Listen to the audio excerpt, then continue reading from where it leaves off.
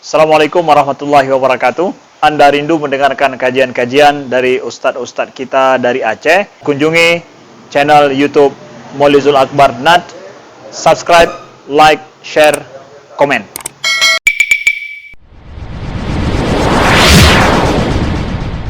Kalau bunyi itu mengganggu, artinya sudah mengganggu, keluar lagu dangdut, atau keluar entah macam-macam, keluar lagu-lagu apa misal, mengganggu jamaah, maka kalau dia bisa mencapai handphone tanpa bergerak banyak, misal handphone di kantongnya, dia bisa pegang sekali, langsung tekan knob dari samping bisa matikan, boleh. Tapi syaratnya tidak bergerak berturut-turut 3 kali. Tapi kalau handphone di bawah, nggak mungkin dia turun, kasih mati dulu, ada yang balas WA dulu, baik telepon ke dengan semayang. Dia balas WA, itu batal solat. Tetap batal solat. Jadi bagaimana caranya? Batalkan solatnya.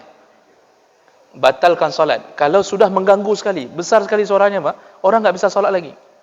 Itu batalkan solat dia, matikan HP, lalu kemudian dia solat ulang, khusus dirinya sendiri.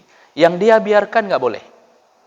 Dibiarkan sampai mengganggu orang solat nggak boleh. Itu salah satu dosa dalam urusan mengganggu orang solat.